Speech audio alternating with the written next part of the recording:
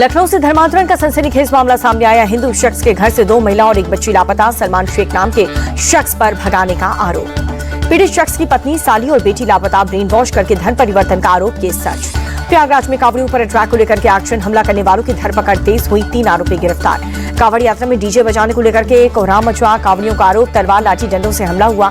नमाजियों पर मस्जिद के पास कांवड़ यात्रा में खलल डालने का भी आरोप लगाया। ग्रेटर नोएडा में एक यूनिवर्सिटी की छात्रा ने हॉस्टल के कमरे में फांसी लगाकर आत्महत्या की। मौके पर पहुंची पुलिस की टीम, 2 लोगों से पूछताछ के लिए हिरासत में लिया गया। यूनिवर्सिटी की छात्रा की आत्महत्या के बाद हंगामा। कैंपस में छात्रों का प्रदर्शन, बड़ी संख्या में जुटे छात्र। दिल्ली के उत्तम नगर में सनसनीखेज मर्डर, पत्नी पर देवर के साथ मिलकर के पत्नी को मारने का आरोप, करंट लगा करके पति को मौत के घाट उतारा। पुलिस ने आरोपी पत्नी और प्रेमी को गिरफ्तार किया। पत्नी ने पहले परिवार को सुनाई थी मौत की झूठी कहानी। देवर के मोबाइल चैट से खुला मर्डर की साजिश का राज। परिवार को मोबाइल चैट से हत्या की साजिश का पता चला। चंदन हत्याकांड को लेकर के बड़ा खुलासा। शेरू ने 10 लाख में तौसीफ को हत्या की सुपारी दी थी। शेरू ने बक्सर से 3 लड़के भी तौसीफ को दिए थे। चंदन मिश्रा ने 12 साल की उम्र में किया था मर्डर। क्रिकेट खेलने के दौरान हुआ था। चंदन का झगड़ा शशिकांत नाम के शख्स की हत्या की थी। 2007 में नाबालिग चंदन को रिमांड होम भेजा गया था। जेल में शिव सिंह से हुई थी चंदन की मुलाकात। पारस अस्पताल के डॉक्टर पर भी शक की सुई है। एफआईआर में अस्पताल के डॉक्टर पिंटू का भी नाम है। परिवार की हत्या की साजिश रचने का आरोप है। चंदन हत्याकांड से जुड़ी सीसीटीवी देख करके 2 शूटर्स ने चंदन से मुलाकात की। चंदन से मिलकर के बक्सर के सोनबरसा गए थे दोनों शूटर। चंदन हत्याकांड शूटर तौसीफ से जुड़ा बड़ा खुलासा। वारदात को अंजाम देने के बाद अपने घर गया था तौसीफ। फुलवारी शरीफ का रहने वाला है तौसीफ उर्फ बादशाह। मर्डर के बाद तौसीफ ने परिवार को गया पहुंचाया था। परिवार वालों को गया छोड़ करके खुद बंगाल निकल गया था। चंदन मिश्रा हत्याकांड में शूटर की तलाश तेज हुई। शूटर से संपर्क रखने वाले 4 कोलकाता से हिरासत में, पटना से बंगाल तक एसटीएफ की छापेमारी। बिहार के रोहतास में महिला सीओ के साथ बदसलूकी। बदमाशों ने कार पर हमला करके मोबाइल लूटा, मारपीट भी की। महिला सीओ अपने मित्र के साथ कैमूर पहाड़ी पर घूमने गई थी। पुलिस ने केस दर्ज किया।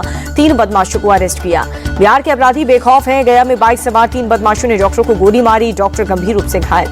पटना के आदर्श नगर में वृद्ध महिला की देर रात हत्या हुई। शुरुआती जांच के मुताबिक लूटपाट का विरोध करने पर बदमाशों ने बुजुर्ग महिला को मौत के घाट उतारा। तेजस्वी यादव ने बीजेपी पर साधा निशाना। बोले कि बीजेपी ने बिहार को तालिबान बनाया। अपराधियों के आगे बीजेपी सरकार बेबस है। बिहार में बढ़ते अपराध को लेकर के कांग्रेस नेता अखिलेश प्रसाद सिंह बोले, बिहार में गुंडा राज चल रहा है। हत्या की वारदात लगातार बढ़ रही है। महिलाओं के खिलाफ भी अपराध बढ़े।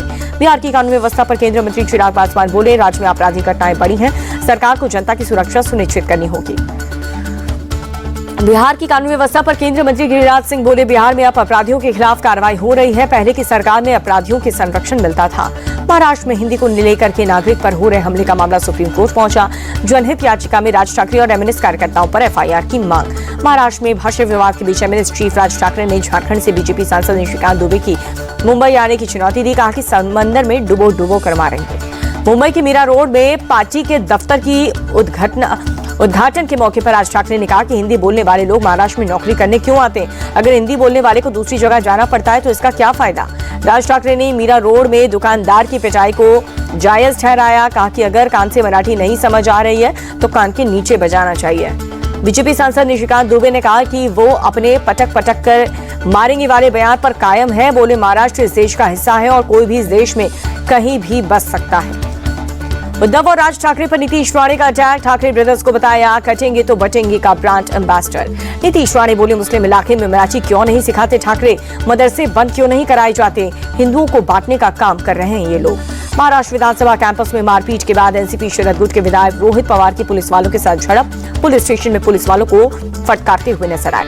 मुंबई के आजाद मैदान थाने में एक समर्थक के लिए गए थे रोहित पवार और जितेंद्र आवाल। पुलिस अधिकारी से मराठी में कहा, आवाज नीचे रखो, अगर हाथ उठाया तो समझ लेना।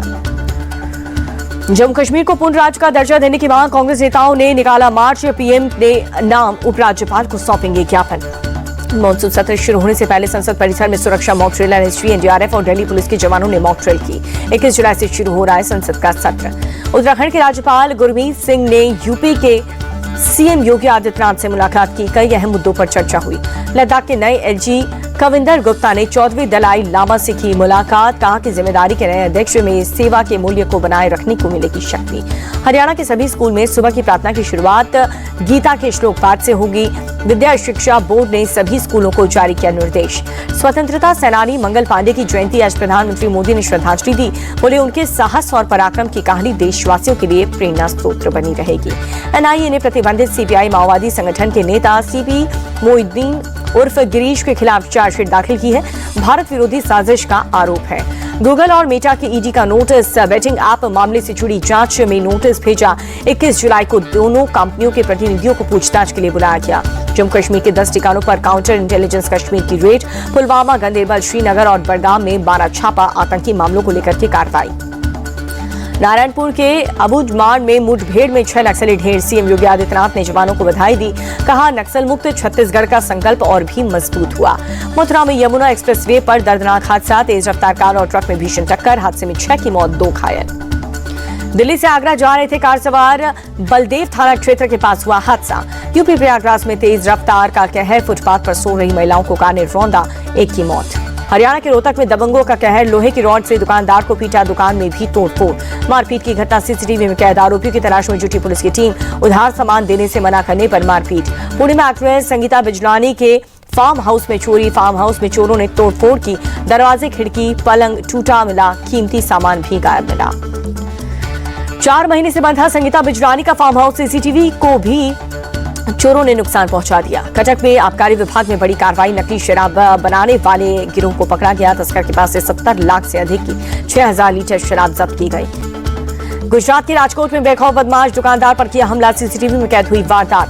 वडोदरा में सड़क पर दिखा मगरमच्छ। लोगों से मचा हड़कंप। वन विभाग ने मौके पर पहुंच करके रेस्क्यू किया। शिमला के लाल पानी इलाके में बड़ा हादसा टला। एक बड़ा पेड़ घर पर गिरा। छत का एक हिस्सा टूटा। बाल बाल बचे लोग। फिलहाल हादसे में कोई जनहानि नहीं। तेलंगाना के सिकंदराबाद में बारिश के बाद रिहायशी इलाकों में भरा नाले का पानी। रेस्क्यू टीम ने पेगा कॉलोनी में लोगों को बोट की मदद से बाहर निकाला। हैदराबाद में बीती शाम भारी बारिश के बाद इलाकों में जल जमाव। सड़कें झील में हुई तब्दील। गाड़ियों की आवाजाही मुश्किल। हैदराबाद के कोटागुडा में ओवर ब्रिज के ऊपर जमा बारिश का पानी। कमर तक पानी में डूब करके लोगों ने पार किया ब्रिज। कई गाड़ियां ब्रिज पर फंसी। उड़ीसा के पुरी में तेज बारिश। भारी बारिश के चलते तापमान में आई गिरावट। सड़क पर गाड़ियों की रफ्तार हुई धीमी। राजस्थान के अजमेर में भारी बारिश हुई। बाढ़ जैसे हालात। रिहायशी इलाकों में भरा पानी। सड़कों पर सैलाब जैसा नजारा। राजस्थान के पानी में मूसलाधार बारिश। जगह जगह पानी भरा। जनजीवन हुआ अस्त व्यस्त। वाराणसी में बड़ा गंगा नदी का जलस्तर। प्रशासन अलर्ट। लोगों से नदी के किनारे न जाने की अपील। गुजरात के पाटन में भारी बारिश की जगह जगह जल भराव। लोगों की परेशानी बढ़ी। भारतीय विदेश मुद्रा भंडार में 3 अरब 6 करोड़ डॉलर की गिरावट दर्ज। 696 अरब 67 करोड़ डॉलर पर पहुंचा मुद्रा भंडार। प्रत्यक्ष विदेशी निवेश एफडीआई में आई गिरावट। नीति आयोग ने सरकार को चीनी कंपनियों को 24% निवेश के छूट का प्रस्ताव दिया। रिलायंस इंडस्ट्री ने दर्ज किया अब तक का सबसे ऊंचा तिमाही मुनाफा। 78% उछाल के साथ 26,994 करोड़ रुपए का मुनाफा हासिल किया। जियो प्लेटफॉर्म ने जून तिमाही के नतीजे घोषित किए। मुनाफा 25% बढ़कर 7,110 करोड़ रुपए। एल&टी फाइनेंस ने भी पहली तिमाही के नतीजे जारी किए हैं। 701 करोड़ रुपए मुनाफा बढ़ा है। 1963 के मशहूर फ्रिज ब्रांड रिलायंस ने खरीदा। ईशा अंबानी बोली केल्विनेटर को फिर से पॉपुलर बनाएंगे हम। शेयर बाजार इस हफ्ते गिरावट के साथ बंद हुआ। सेंसेक्स 502 अंक गिर करके 81,758 पर बंद। निफ्टी भी 143 अंक लुढ़का। सोने चांदी के भाव में बढ़ा। 24 कैरेट सोना 790 रुपए बढ़कर के 98,243 रुपए प्रति 10 ग्राम हुआ। इस साल अब तक 22,000 रुपए महंगा हुआ सोना। चांदी के भाव में भी उछाल। 1700 रुपए महंगी होकर के 1,12,700 रुपए प्रति किलोग्राम भाव हुआ। भारत की सबसे बड़ी लगेज कंपनी वीआईपी की 32% हिस्सेदारी बिकी। चेयरमैन बोले 53 साल तक बिजनेस चलाया, अगली पीढ़ी चलाना नहीं चाहती। 21वें वर्ल्ड पुलिस और फायर गेम्स में हिस्सा लेने वाले खिलाड़ियों को गृह मंत्री अमित शाह ने किया संबोधित। कहा कि लक्ष्य हमेशा जीत का होना चाहिए। अमित शाह बोले पिछले 10 सालों में खेल का प्राथमिकता दी गई है। मोदी सरकार ने खेल के बजट को 5 गुना बढ़ाया है। भारतीय महिला क्रिकेट टीम वनडे विश्व कप 2025 की कर रही तैयारी। टीम की खिलाड़ी स्मृति मंदाना का बयान। कहा कि वनडे विश्व कप का कर रही है बेसब्री से इंतजार। 30 सितंबर से 2 नवंबर तक खेला जाएगा वनडे विश्व कप। भारत और श्रीलंका संयुक्त रूप से करेंगे विश्व कप की मेजबानी। आईसीसी ने भारतीय ओपनर प्रतिका रावल को दी है सजा। इंग्लैंड के खिलाफ पहले वनडे में बड़ी गलती। आईसीसी ने कोड ऑफ कंडक्ट के तहत लेवल 1 का दोषी पाया। पूर्व भारतीय कोच रवि शास्त्री ने भारतीय टीम मैनेजमेंट को दी सलाह।